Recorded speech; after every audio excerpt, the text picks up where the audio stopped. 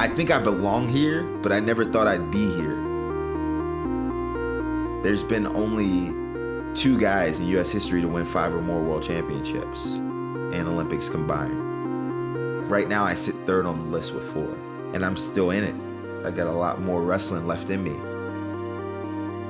I want to surpass those guys. And I'm right on their heels, and I feel good about what I'm able to do and what I'm capable of doing.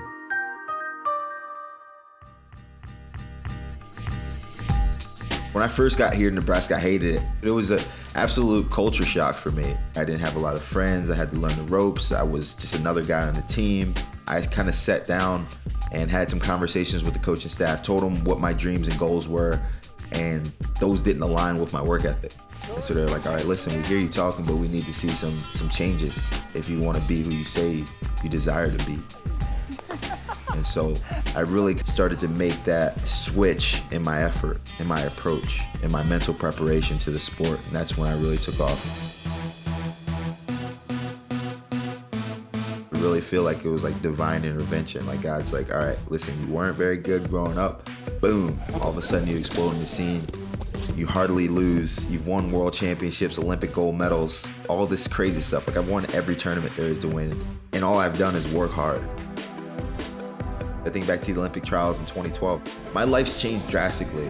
Like I wasn't married, I had no kids, I was living in an apartment on my own, but I knew I was capable of winning. I was really nervous going in because I had like put the gold medal on the pedestal. I'm like, man, I gotta win this. This is life changing. It's gonna change my life. And so then after I won, I'm like, all right, well now I gotta do this again. But there's a lot that happens in 4 years.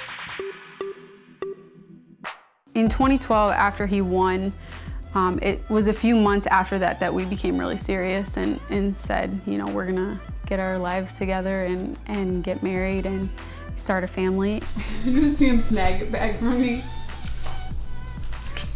Good daddy. Good daddy. Thank you, baby. Thank you. Family's gotta be above wrestling. I can only wrestle for a short period of time. Like I always look at my athletic mortality and think, man, I've got a couple years left to do this. I got maybe another cycle. I could maybe wrestle to Tokyo in 2020.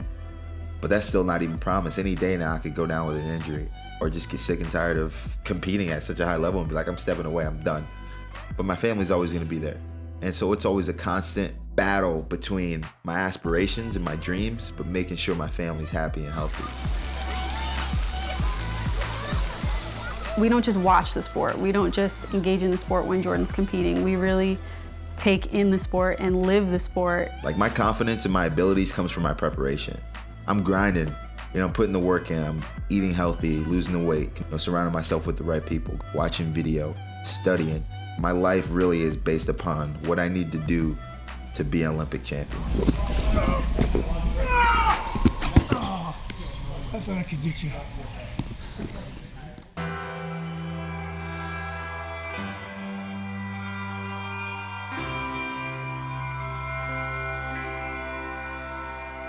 It's so much bigger than yourself. Like winning gold is such a small part of this journey. I get to see what I'm made of, do what I love every single day, meet people, inspire thousands. I've met some of my best friends. I met my wife. Through me, they've been able to travel the world and see me compete at the highest level. I think in 2012, I think he didn't believe anyone could beat him. But I think now he's kind of gained a little bit more perspective on, you know, what happens in life. Like for me, it's enjoy the moment. You know, talk to the other Olympians, engage, network, make friends. You know, go to other events, see what other cool athletes are doing, how they compete, how they train, how they prepare. You know, spend time with your family, show them around the Olympic Village, and make sure that everyone's enjoying this moment, because this is going to be something that we talk about for years to come. You might never get this moment again, and if you go in there and the only thing that's important to you is winning the gold and then you don't, like your only thought process about the Olympics moving forward will be that you lost. There'll be nothing memorable to take from the Olympic Games when it's such a cool opportunity for you. I think Rio was always kind of like the staple of like, this could cement me as a legend in the sport. I've improved a whole lot since then, but so have my opponents. Everyone's prepared, and now the target's on my back. Burroughs is the returning gold medalist. This guy has already won it. He's done it before. Can he do it again? Expectations rise, the pressure gets higher. You know, and now you gotta perform. Like I'm in position to be the greatest American wrestler ever. Like, that's crazy. As many people who've wrestled, people that I've idolized and looked up to and gotten their autographs and taken pictures with, like, I'm those guys. But it's gonna be a fun summer. Regardless, win or lose, I've still done amazing things in the sport, but why not win?